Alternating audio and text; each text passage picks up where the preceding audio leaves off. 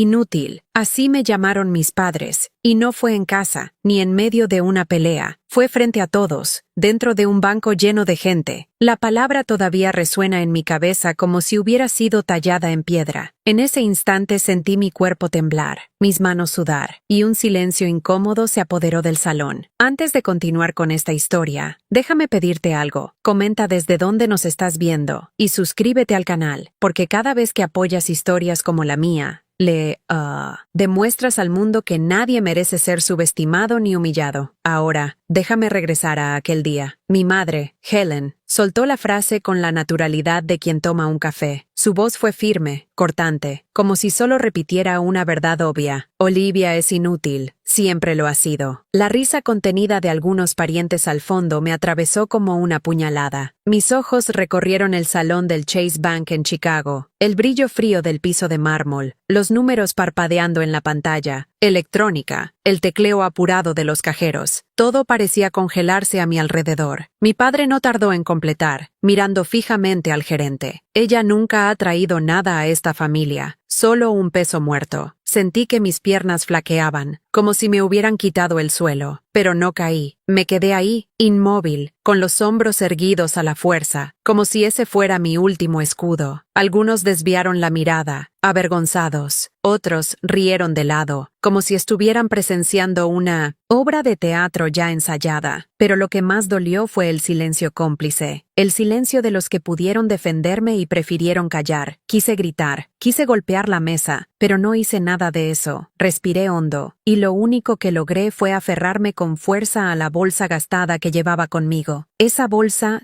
tantas veces ridiculizada por mi hermana Rebecca, guardaba algo que nadie ahí imaginaba, algo que en cuestión de minutos transformaría la palabra inútil en la peor vergüenza de mis padres. Miré a mi alrededor. El gerente, un señor de lentes delgados llamado Mr. Collins, levantó las cejas. Atento. Una señora que esperaba turno suspiró hondo, incómoda. Hasta el guardia junto a la puerta pareció contener la respiración. Todos habían escuchado, todos. Y yo, ahí sola, sentía el peso de cargar con años de burlas, comparaciones y desprecio. Cada recuerdo volvió como una avalancha. La Navidad en que recibí calcetas usadas mientras mi hermana recibía joyas. El brindis en el cumpleaños de mi hermano, cuando mi padre alzó la copa diciendo, al verdadero orgullo de la familia. Todo se acumulaba como brasas ardiendo dentro de mí. Por fuera, permanecí en silencio. Por dentro, una voz gritaba, ellos no saben nada, nunca supieron. Y quizá había llegado el momento de demostrarlo, porque lo que llevaba en esa bolsa podía cambiar el rumbo de toda una vida en cuestión de segundos. Yo no era inútil, nunca lo había sido, y todos ahí estaban a punto de descubrirlo de la manera más dolorosa posible. Cuando pienso en esa mañana, todo parece una escena cuidadosamente montada por alguien que quería probarme hasta el límite. Era un martes de invierno en Chicago. El viento helado entraba por las puertas giratorias del Chase Bank, arrastrando hojas secas por el vestíbulo. Las luces del techo eran demasiado blancas, casi cortantes, reflejándose en el mármol pulido del piso, como si todo estuviera diseñado para exhibir cada detalle, hasta las grietas invisibles en 1907. Las personas. Yo no había ido ahí por decisión propia. Mis padres habían convocado la reunión. Se trataba de la herencia de un tío lejano, y de quien debía asumir ciertas responsabilidades financieras de la familia. Oficialmente, estaba ahí como hija. En la práctica, estaba ahí como relleno. Mi madre, Helen Bennett, siempre había disfrutado de mandar. Llevaba un abrigo beige impecable, de esos que parecen hechos a la medida. Su cabello rubio teñido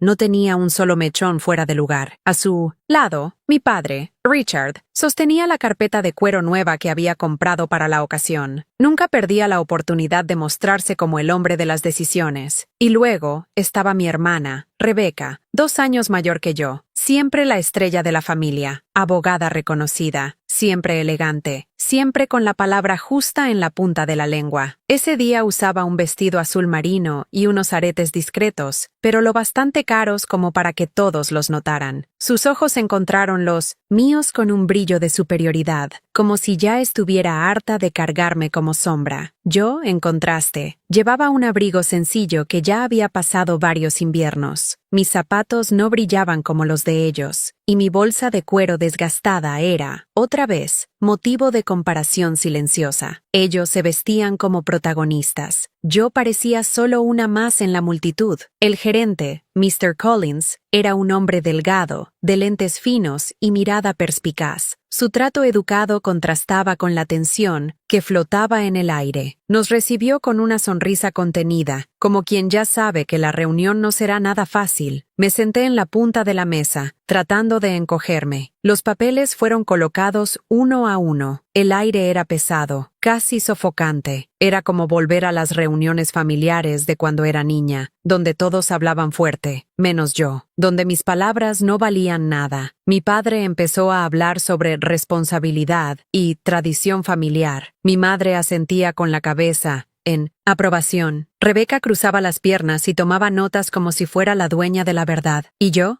solo escuchaba. Escuchaba y sentía la herida de siempre abrirse de nuevo. No era la primera vez que me ponían en ese papel de invisible. Yo crecí así. En la escuela, regresaba a casa con dibujos premiados y mi madre apenas los miraba. Rebeca traía una calificación alta en matemáticas y recibía aplausos. En la adolescencia, cuando decía que quería estudiar diseño digital, mi padre respondía, «Eso no paga las cuentas, Olivia». Incluso cuando empecé mi negocio, trabajando hasta la madrugada, ellos nunca lo entendieron. Para ellos, estar frente a una computadora era perder el tiempo. Y lo más doloroso, lo decían frente a todos, a los tíos, a los vecinos, incluso a desconocidos en fiestas. Nuestra hija mayor es abogada, y la menor, bueno, todavía está tratando de encontrar su camino. Así me presentaban. Como si yo fuera un peso, un error, un casi. En ese banco, todo regresó como un golpe en el estómago. Y entendí que no se trataba solo de dinero ni de papeles de herencia. Se trataba de identidad,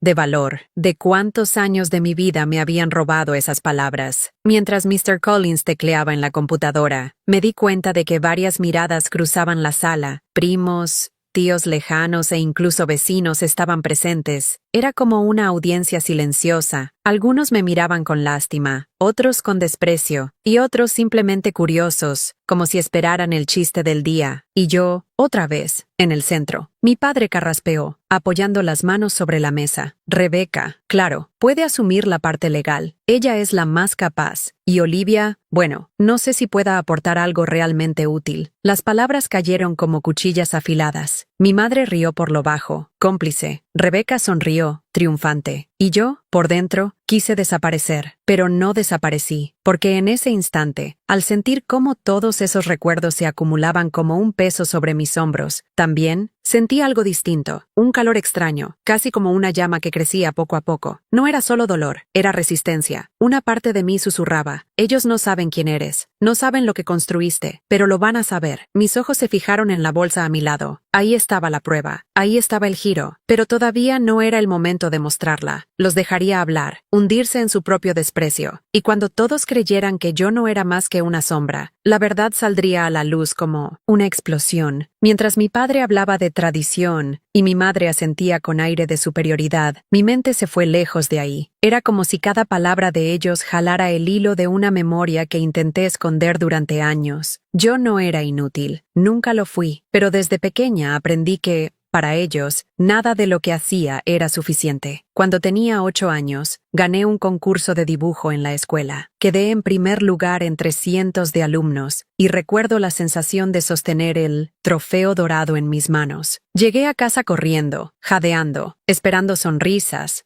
abrazos, felicitaciones. Mi madre lo miró de reojo, soltó un «qué bonito» y volvió a platicar con una amiga por teléfono. Mi padre ni levantó la vista del periódico. Ese mismo mes, mi hermana Rebeca sacó una calificación perfecta en matemáticas. Ellos descorcharon champaña. Yo me quedé en un rincón de la sala, abrazando mi trofeo como si fuera un juguete cualquiera, tratando de convencerme de que tenía valor, aunque nadie lo viera. La verdad es que mi vida siempre fue así. Logros invisibles. En la adolescencia, Mientras Rebeca participaba en debates escolares, yo pasaba horas aprendiendo a usar programas de computadora. Me enseñaba sola a diseñar logotipos, armar páginas web, crear imágenes que hasta mis maestros admiraban. Pero en casa, eso se llamaba perder el tiempo. ¿Vas a vivir de dibujar monitos?, preguntaba mi padre, con ese tono que no dejaba espacio para responder. Aprendí a tragarme el llanto, a sonreír por fuera y arder por dentro. En la universidad, la historia se repitió. Rebeca eligió Derecho, una carrera seria, digna, prometedora. Yo escogí marketing digital y diseño. Para mis padres, eso fue casi una ofensa personal. No fueron a mi graduación. Dijeron que estaban ocupados. Recuerdo haber mirado el auditorio lleno, familias enteras gritando los nombres de sus hijos, lanzando flores, abrazando entre lágrimas. Cuando llamaron mi nombre, subí sola al escenario. Nadie aplaudió por mí, salvo algunos compañeros educados que ni me conocían bien. Pero ese día me prometí a mí misma: algún día me van a escuchar. Algún día no tendrán opción más que verme. La vida adulta no fue más fácil. No conseguí un empleo en oficina como ellos querían. No usé traje. No entré en tribunales. No colgué diplomas en paredes. Yo creé un negocio. Al principio, era pequeño. Ofrecía consultoría de marketing a pequeños negocios locales. Hacía páginas web para restaurantes, campañas en línea para tiendas de barrio. Pasaba noches enteras sin dormir, solo para entregar un trabajo impecable. Nadie lo sabía. Ellos pensaban que pasaba los días frente a la computadora sin rumbo. Pero poco a poco, mi red creció. Los clientes empezaron a recomendarme con otros. Me expandí fuera de Chicago, luego a otros estados. Cuando me di cuenta, ya estaba firmando contratos con empresas de Nueva York, California, hasta Canadá. Y mientras mi familia me llamaba inútil, yo firmaba contratos de 5 cifras. Mientras me comparaban con Rebeca, yo acumulaba un portafolio internacional. Mientras me trataban como sombra, yo construía mi propio sol. Todavía recuerdo una escena que nunca le conté a nadie. Acababa de recibir un pago enorme, el más grande de mi vida hasta ese momento. Abrí la app del banco en el celular y vi los números. Mis ojos se llenaron de lágrimas. Quise correr a la sala, mostrarles a mis padres, gritar: «¡Miren! ¡Lo logré! ¡Vencí!». Pero no lo hice, porque sabía exactamente lo que pasaría. Mi madre diría que era suerte pasajera. Mi padre diría que eso no es un trabajo de verdad. Y Rebeca, seguramente, se reiría diciendo: «Vamos a ver si dura». Así que guardé el celular en el bolsillo, me sequé los ojos sola y regresé al trabajo. Aprendí a vivir en silencio. Aprendí que el reconocimiento no vendría de ellos. Y tal vez por eso guardé cada centavo con tanto cuidado. No era solo dinero, era una forma de proteger mi dignidad. Cada contrato firmado, cada cliente satisfecho, cada depósito en la cuenta era como una prueba secreta de que yo no era lo que ellos decían. Y ahí, sentada en esa sala del banco, escuchando a mi madre llamarme inútil una vez más, me di cuenta. La prueba ya no estaba escondida solo dentro de mí, estaba ahí, dentro de mi bolsa, fría, concreta, imposible de negar. Ellos se rieron de mí toda la vida, pero se reían porque no sabían, y lo que no sabían estaba a punto de hacerse público. El ambiente en esa sala del banco ya era sofocante. El aire parecía demasiado pesado para respirar. Yo miraba los papeles sobre la mesa, pero las palabras impresas se desordenaban ante mis ojos. El sonido del teclado de Mr. Collins llenaba los segundos de silencio como una cuenta regresiva. Fue entonces cuando mi madre, Helen, cruzó los brazos, acomodó el abrigo beige en los hombros y soltó la frase que me atravesó el pecho como una cuchilla: «Olivia no puede hacerse cargo de nada. Nunca logró nada en la vida. Siempre fue inútil». La palabra resonó en el salón. Inútil. Vi a algunos primos intercambiar miradas cómplices. Vi a mi tía morderse los labios, como si contuviera una risa. Incluso mi hermano Daniel bajó la cabeza, no para defenderme, sino para esconder la sonrisa avergonzada de quien estaba de acuerdo. Sentí mi rostro arder, la sangre latía en mis sienes, pero antes de que pudiera reaccionar, mi padre completó, con esa calma cruel que usaba cuando quería que sus palabras quedaran grabadas para siempre: «Helen, tiene razón. Ella nunca trajo nada de valor a esta familia. No tiene sentido involucrar a Olivia en decisiones serias. Mejor dejar eso a quien realmente ha logrado algo». Mi corazón se aceleró. Escuché un leve suspiro de Mr. Collins, que seguía tecleando, pero ahora observaba la escena por encima de los lentes. El guardia cerca de la puerta miró rápido en nuestra dirección, y luego fingió revisar de nuevo el celular. Una señora que esperaba turno apretó la bolsa contra el pecho, incómoda. Todos habían escuchado, todos. Yo estaba expuesta, como si me hubieran colocado a propósito en un escenario, bajo una luz blanca, para ser ridiculizada. Rebecca, mi hermana, no perdió la oportunidad. Me miró con esa sonrisa fría que siempre reservaba para los momentos en que me veía humillada, y dijo, en voz baja, pero lo bastante clara para que la mesa entera la escuchara: tal vez sea mejor que solo observe. Total, no tiene nada que aportar. Fue la risa contenida de un primo lo que selló la escena. Esa risa rompió cualquier posibilidad de fingir que aquello no había sido una humillación pública. En ese instante, sentí que algo dentro de mí se quebraba. Era como si todos los años de silencio, de burlas tragadas,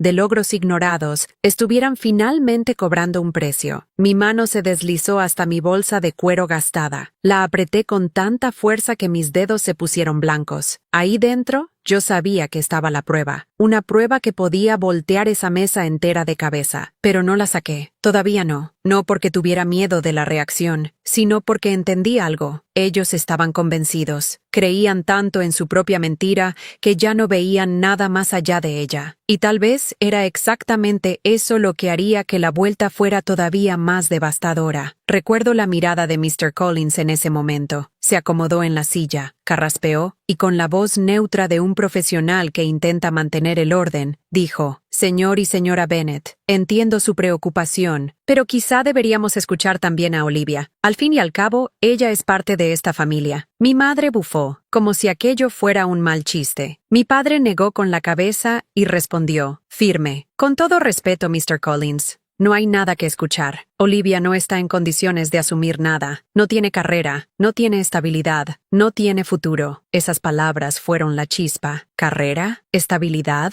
¿Futuro? Tragué saliva y sentí la garganta arder, como si hubiera tragado vidrio. Era mentira. Yo sí tenía carrera. Yo sí tenía estabilidad. Yo sí tenía un futuro que ellos no podían ni imaginar. Pero para ellos, nada de eso importaba, porque nunca quisieron verlo. En ese momento, supe que ya no podía quedarme callada, que tragarme una humillación más sería como traicionarme a mí misma. La injusticia no era solo conmigo, era con la niña de 8 años que fue ignorada con un trofeo en las manos, era con la universitaria que se graduó sola, era con la mujer que pasó noches enteras construyendo un negocio que ellos ni sabían que existía. Miré alrededor, vi las miradas de curiosidad, de desprecio, de lástima. Vi a Rebecca, altiva, como si ya hubiera ganado esa batalla, y vi a mis padres, tan seguros de tener la razón, tan ciegos por su propia arrogancia, que ni siquiera notaron la llama creciendo dentro de mí. Ahí, en ese salón helado, tomé la decisión. No iba a defenderme solamente, iba a darle la vuelta al juego. Apreté mi bolsa con más fuerza y respiré hondo. Mi corazón sonaba como un tambor en mi pecho. La humillación había sido pública, y la respuesta también lo sería. Ellos me llamaron inútil delante de todos, pero estaban a punto de descubrir el mayor error de su vida. Mientras la risa contenida todavía flotaba en la sala del banco, mi mente empezó a arrastrarme lejos de ahí, como si quisiera recordarme que esa escena no era nueva. Era solo el punto más alto de una larga escalera de humillaciones. Cada escalón era un recuerdo, cada recuerdo, una herida. Recordé una Navidad, años atrás. Rebecca abrió una cajita y encontró un par de aretes de oro. Mi madre sonrió, orgullosa, y dijo en voz alta para todos: porque ella se lo merece, siempre ha sido tan dedicada. Cuando llegó mi turno, mi caja era blanda, sin peso. Adentro, un suéter usado, doblado a las prisas. El olor a humedad aún impregnado en la tela. Todos fingieron que no vieron. Yo sonreí, como si no doliera, pero por dentro sentí la misma palabra que ahora volvía a perseguirme. Inútil. Pensé también en mi cumpleaños número 21. Mi padre levantó la copa durante la cena y brindó en voz alta: por mi hija, que nos llena de orgullo, que siga brillando en su carrera de abogada. Rebecca se sonrojó, aplaudida por todos. Yo estaba sentada a 2 lugares de él, esperando al menos una frase, una mirada, un gesto, pero nada llegó. Yo era invisible, incluso en mi propia fiesta. Las microinjusticias estaban en todas partes, hasta en las cosas más pequeñas. En el supermercado, cuando agarraba una revista de diseño, mi madre murmuraba, «Eso no lleva a nada. Mejor estudia algo útil, como hizo tu hermana». En el almuerzo de domingo, mi padre se encargaba de comparar salarios. «Daniel ya está cerrando casos importantes. Rebeca, en breve, será socia. ¿Y tú, Olivia, todavía perdiendo el tiempo en la computadora?» Cada palabra era un ladrillo que ponían sobre mis hombros, y yo cargaba con todos, en silencio. Hubo también aquella cena en la que me contrataron de una empresa del extranjero. Era un contrato enorme, el más grande de mi vida hasta ese momento. Traté de contarlo, emocionada, esperando que, por un instante, reconocieran que yo también tenía logros. Rebeca se rió, jugando con la copa de vino. Mi padre no levantó la vista del plato. Mi madre solo dijo, «Ya veremos cuánto dura. Esas cosas de internet siempre se acaban». Me callé. En ese momento decidí que nunca más buscaría su aprobación, pero lo más cruel no eran solo las palabras, era la forma en que los demás me miraban por culpa de ellas. Recuerdo una fiesta familiar. Un primo lejano me preguntó, en medio de todos, «Entonces, Olivia, ¿ya conseguiste un trabajo de verdad?» La sala explotó en risas. Yo me quedé ahí, sonriendo con vergüenza, mientras mi madre completaba, «Lo seguimos esperando hasta hoy, ¿verdad, querida?» Esa noche, lloré en el baño por casi una hora, sofocando el sonido para que nadie me escuchara. Y ahora, dentro del banco, era como si todos esos recuerdos hubieran regresado de golpe, cobrando su precio. Cada injusticia, cada risa, cada silencio cómplice, todo se acumulaba como una pila de brasas ardiendo en mi pecho. Sentía la mirada de Mr. Collins sobre mí, quizá notando que había más en esa historia de lo que mis padres dejaban ver, pero el resto de la audiencia parecía demasiado cómoda con la escena. Algunos cuchicheaban, otros simplemente esperaban, curiosos por ver hasta dónde llegarían mis padres. Siempre era así, la gente se acostumbraba a reírse de mí, era cómodo. Mientras mis padres seguían hablando, recordé otra escena que se quedó atrapada en mi memoria. Tenía 15 años y necesitaba una laptop para estudiar. Pedí una usada, cualquiera. Mi padre respondió, riendo, «Si tanto quieres una computadora, consíguete un trabajo. Nosotros no vamos a gastar en tonterías». 2 meses después, Rebeca pidió un carro para ir a la universidad. Se lo dieron, nuevo, el mismo día. Aprendí a no pedir nada más. Aprendí a trabajar en computadoras, prestadas, en bibliotecas públicas, hasta que reuní lo suficiente para comprar la mía propia. Y aún así, cuando aparecí con ella, dijeron que solo estaba perdiendo el tiempo. Todo eso volvió a mi mente en cuestión de segundos. Era como si la palabra inútil no hubiera sido dicha solo en ese salón del banco. Había sido dicha toda mi vida, y cada vez que alguien se reía, cada vez que alguien callaba, la herida se hacía más grande. Pero había algo distinto ahora. Ya no era la adolescente que se escondía en el baño para llorar. Ya no era la hija invisible en la graduación. Ya no era la mujer ignorada en los almuerzos de domingo. Yo estaba ahí, con la prueba de mi propia victoria en la bolsa. Y por primera vez, no sentía solo dolor. Sentía la llama del cambio ardiendo dentro de mí. Ellos creían que ya habían ganado, que yo seguiría callada, como siempre. Pero la verdad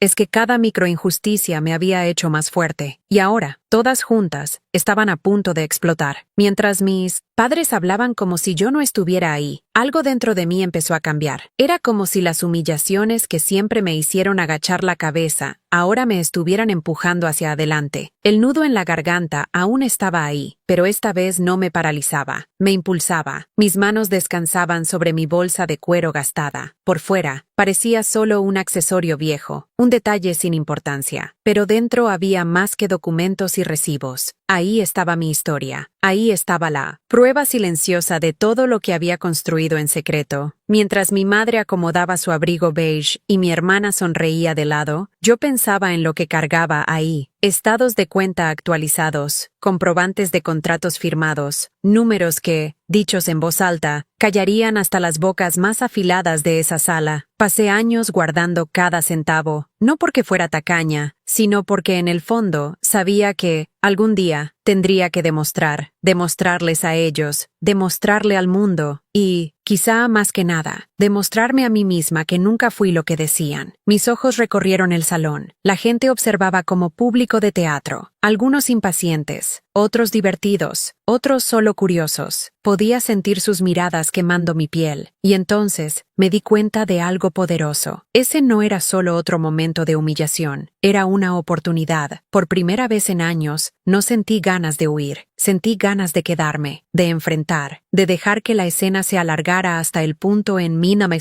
que nadie pudiera negar la verdad. Mr. Collins, el gerente, seguía escribiendo, pero sus ojos me observaban por encima de los lentes. Era como si él también hubiera notado que había algo extraño en esa historia, que esa hija silenciosa, encogida en la esquina de la mesa, llevaba algo que los demás no podían ver. Mi padre carraspeó, satisfecho, como quien cierra una discusión ya ganada. Rebecca se acomodó los aretes discretos, segura de que el escenario era suyo, y mi madre, Helen, me lanzó una mirada fría, llena de desprecio, como diciendo, ¿ves? Ni el gerente nos contradice. Pero yo no respondí, porque ahora entendía el valor del silencio. No el silencio del miedo, sino el silencio de la espera. Dentro de mí, una llama crecía. Recordé todas las noches en vela, las horas frente a la computadora, las lágrimas escondidas. Recordé el trofeo infantil guardado en una caja de cartón. Recordé la graduación solitaria. Recordé cada vez que me llamaron fracaso. Y entendí que todo eso me había traído hasta ese preciso momento. Un momento que no podía desperdiciar. No iba a gritar, no iba a llorar, no iba a suplicar por reconocimiento. Solo iba a mostrar. Respiré hondo, apoyé la mano sobre la bolsa y sentí el cuero áspero bajo mis dedos. Mi corazón se aceleró como si supiera lo que estaba por pasar, pero no aún. No era el momento de revelar, era el momento de dejar que la tensión creciera, de permitir que cada risa contenida y cada mirada de desprecio se acumularan, porque entre más grande fuera la caída, más fuerte sería el impacto. Me incliné ligeramente hacia adelante y miré fijamente a mis padres. Ellos seguían hablando, como si sus palabras fueran leyes talladas en piedra, pero, por primera vez, no los escuché como víctima, los escuché como adversaria, y había algo liberador en eso. Mientras soltaban sus frases filosas, yo pensaba, sigan, hablen más, hagan que el público crea que no soy nada, porque en breve no tendrán cómo esconder la verdad. Rebecca me lanzó una mirada triunfante, como si ya hubiera ganado otra batalla invisible entre nosotras. Yo solo le sonreí de vuelta, discreta, no una sonrisa de rendición, una sonrisa de quien guarda un secreto, una sonrisa de quien ya conoce el final de la historia. Ese gesto simple pareció confundirla, parpadeó rápido, incómoda, como si hubiera percibido algo que no lograba nombrar. Y fue en ese instante que entendí. Yo no necesitaba correr detrás de su reconocimiento, solo necesitaba esperar el momento justo. Y el momento justo estaba llegando. El peso de la bolsa a mi lado no era solo físico, era simbólico. Era como si cargara ahí dentro todas las veces que me llamaron fracaso, todas las lágrimas, todas las veces en que me hicieron sentir menos. Y en cuestión de minutos, usaría todo eso contra ellos. Por primera vez en mucho tiempo, me sentí en control. Ya no era la hija invisible, ya no era la sombra. Yo era la llama a punto de incendiar un escenario que ellos habían montado para humillarme. Ellos solo no lo sabían aún. El silencio del salón se rompió con un leve carraspeo de Mr. Collins, el gerente. Se quitó los lentes, limpió los cristales con calma y nos miró, uno a uno, como quien mide la tensión en el aire. Su voz salió baja, pero firme. Si quieren resolver esto de manera justa, quizá deberíamos revisar los saldos. Así, no quedan dudas sobre quién puede asumir responsabilidades. Mis padres se miraron entre sí. Mi padre, Richard, soltó una risa corta, confiada. Mi madre asintió, levantando el mentón con ese aire de triunfo. Rebecca cruzó las piernas y sonrió de lado, ya imaginando la escena humillante que vendría. Claro, perfecto, será rápido, dijo mi padre, como si la propuesta fuera solo confirmar lo obvio. Mi corazón se aceleró. Era eso, el momento estaba llegando, pero permanecí inmóvil, sujetando la bolsa en mi regazo como quien protege un secreto precioso. Mr. Collins volteó hacia mí, Su mirada era distinta. No había desprecio ni juicio. Había curiosidad. Tal vez incluso un destello de respeto silencioso. ¿Está de acuerdo, Olivia? Se me secó la boca. Podía decir que no. Podía evitar todo aquello. Pero entonces recordé cada vez que me llamaron inútil. Cada risa contenida. Cada regalo barato. Cada silencio cómplice. Respiré hondo y respondí, con la voz más firme que pude. Sí, estoy de acuerdo. Sentí que el aire cambiaba en la sala. Algunos parientes se acomodaron en las sillas. Otros murmuraban en voz baja, esperando el espectáculo. Mr. Collins empezó por mis padres. Tecleó los números, confirmó las identidades y leyó en voz neutra. Cuenta conjunta de Richard y Helen Bennett. $124,000. Mi padre asintió, satisfecho. Mi madre sonrió a la audiencia, como si eso bastara para reforzar su posición. Después fue el turno de Rebecca. Cuenta de la señorita Rebecca Bennett. $310,000. Rebecca sonrió aún más. Como dije, siempre he estado lista para asumir. Las miradas alrededor eran de aprobación. Podía sentir la presión creciendo, como si todos ya esperaran el remate final. Mi turno. Entonces, Mr. Collins giró la pantalla hacia mí. Y ahora, señorita Olivia Bennett. Mi corazón golpeaba tan fuerte que parecía retumbar en el salón. Mis manos sudaban, pero por fuera me mantuve tranquila. Solo asentí. Él tecleó mi nombre. La pantalla parpadeó. Los números aparecieron frente a sus ojos. Y en ese instante, vi cómo su expresión cambiaba. Las cejas se levantaron. La boca se entreabrió por un instante de sorpresa antes de recuperar la compostura profesional. Carraspeó de nuevo y dijo, con voz clara, para que todos escucharan. Cuenta de la señorita Olivia Bennett. $2,193,000 disponibles. El silencio que siguió fue casi ensordecedor. Podía escuchar únicamente la respiración agitada de la gente, los suspiros de asombro, el sonido distante de una pluma cayendo al suelo. Rebecca perdió la sonrisa. Mis padres quedaron inmóviles, como estatuas resquebrajadas. Algunos parientes abrieron los ojos de par en par. Otros murmuraron incrédulos. ¿2 millones? Sentí algo subir por mi pecho. No era rabia, no era dolor, era dignidad.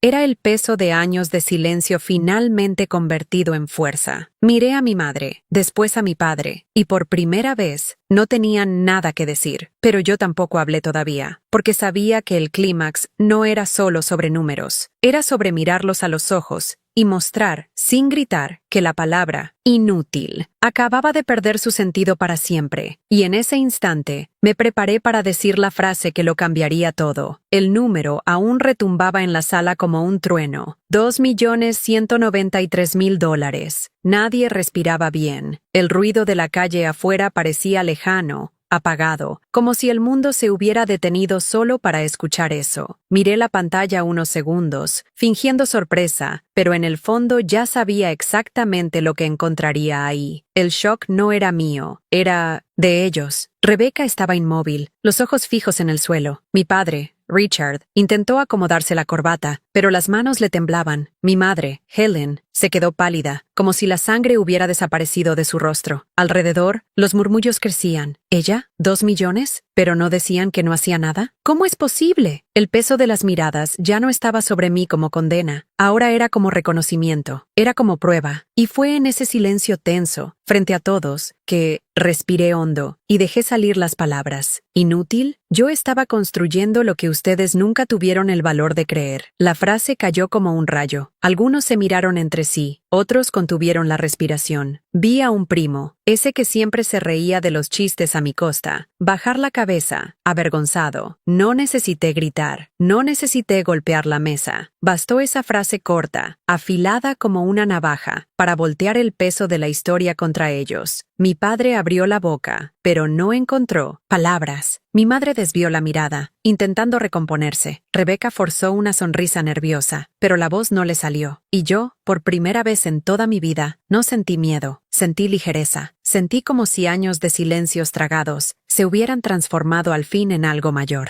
Mi voz. Ya no se trataba de dinero, ya no se trataba de probar un punto. Se trataba de dignidad. Y en esa mesa, frente a todos, yo acababa de rescatarla. El salón del banco parecía otro después de mi frase. El aire, frío del aire acondicionado ya no me incomodaba. El peso ya no estaba sobre mí. Ahora, el peso estaba sobre ellos. Vi a mi padre, Richard, intentar recuperar el aliento. Pasó la mano por el rostro, como queriendo borrar la vergüenza marcada, pero la mano le temblaba. Abrió la boca 2 veces, intentando decir algo, pero no pudo. Cada palabra moría antes de nacer. Mi madre, Helen, se recargó en la silla. El abrigo beige impecable parecía demasiado pesado sobre sus hombros. Miraba hacia un costado, evitando enfrentar a los demás, como si así pudiera escapar de los murmullos. Pero los susurros eran implacables. Ella, inútil, mira el saldo que tiene. 2 millones. Nunca lo hubiera imaginado. Rebecca, mi hermana, se veía aún más transparente. La sonrisa arrogante había desaparecido. Sus manos, que antes sostenían la pluma con firmeza, ahora la giraban sin parar, nerviosas. Intentó sostener mi mirada, pero no pudo. Fue entonces cuando Mr. Collins, el gerente, cerró la computadora y dijo en voz clara, sin esconder el respeto que ahora cargaba: Señora Bennet, señor Bennet, por lo que veo, Olivia no solo tiene condiciones para asumir responsabilidades, sino que también presenta la mayor estabilidad entre ustedes. La frase de él fue como un veredicto. No había forma de refutarlo. Era la prueba social que nadie podía negar. Vi a uno de mis tíos, el mismo que siempre se burlaba de mí en las comidas familiares, bajar la cabeza, avergonzado. Vi a una prima lanzarme una mirada distinta, no de lástima, sino de admiración, y entendí que algo había cambiado, no solo entre mis padres y yo, sino entre todos los que estaban ahí. La sala que antes parecía un tribunal listo para condenarme, ahora era un escenario de silencio incómodo, y yo era la única que permanecía erguida, firme, con la cabeza en alto. Mi padre, al fin, soltó una frase, baja, casi un susurro. Yo no lo sabía. Mi madre cerró los ojos un instante, respirando hondo, pero no dijo nada. Y mi hermana, Rebecca, dejó escapar un comentario que sonó más como un ruego desesperado. Pero, ¿cómo? Yo no respondí, porque ya no tenía que explicar nada. La verdad estaba ahí, desnuda, estampada en números que hablaban más fuerte que cualquier justificación. En ese instante, entendí el peso del giro. Ellos me habían llamado inútil frente a todos. Y frente a los mismos, ahora eran ellos los que estaban siendo juzgados. No por mis palabras, sino por las miradas que ya no escondían el desprecio. No necesité alzar la voz, no necesité humillar de vuelta. La vida ya lo había hecho por mí. Y fue en ese silencio pesado, casi insoportable para ellos, que comprendí. El poder había cambiado de manos, y esta vez estaba conmigo. Salí del banco con pasos firmes. El viento helado de Chicago me golpeó de lleno, pero por primera vez en años, no me sentí frágil. Sentí ligereza, sentí libertad. Detrás de mí, mis padres aún intentaban recomponerse ante las miradas. Rebecca, callada, parecía más pequeña que nunca, encogida en su propia arrogancia rota. Pero yo ya no necesitaba mirar atrás. Esa escena ya no me pertenecía. Yo había ganado. Caminé por la acera llena de gente, observando a las personas que pasaban apresuradas, cada una cargando sus propias batallas invisibles, y pensé, ¿cuántos de nosotros hemos sido llamados inútiles? ¿Cuántos cargan heridas abiertas por palabras que nunca debieron ser dichas? Por años, viví tratando de demostrar que merecía amor, respeto, reconocimiento. Hoy, entendí que ya no necesitaba demostrar nada, no a ellos, no a nadie. El mayor giro no fue mostrar mi saldo, fue recuperar mi dignidad. En los días siguientes, algunos parientes me buscaron, algunos pidieron disculpas, otros intentaron acercarse con halagos que sonaban falsos, y, por primera vez, tuve el poder de elegir quién entraba en mi vida. No todos lo merecían, no todos merecían perdón. Mis padres, ellos todavía me miran con un silencio extraño, cargado de arrepentimiento, pero también de un orgullo atorado. Tal vez algún día encuentren las palabras, tal vez no, pero ya no importa, porque aprendí que mi valor nunca estuvo en sus manos, siempre estuvo en mí. Hoy, cuando miro atrás, no veo solo las humillaciones, veo el camino que me trajo hasta aquí. Cada lágrima, cada silencio, cada injusticia fue el ladrillo que construyó a la mujer que soy ahora. Y sé que aún voy a enfrentar juicios, miradas torcidas, palabras filosas, pero nada de eso tiene ya poder sobre mí, porque, en el fondo, sé quién soy, y nadie puede quitarme eso. Si llegaste hasta aquí, quiero decirte algo, nunca aceptes que te definan como inútil. Quien lleva dentro de sí un propósito, una llama, tarde o temprano encuentra el momento de su giro. Y ahora quiero escucharte a ti. ¿Alguna vez te han llamado inútil? ¿Han intentado hacerte sentir menos? Cuéntalo aquí en los comentarios. Tu voz importa. Y suscríbete al canal, porque cada vez que compartimos historias como esta, demostramos que nadie tiene derecho a robarle la dignidad a nadie.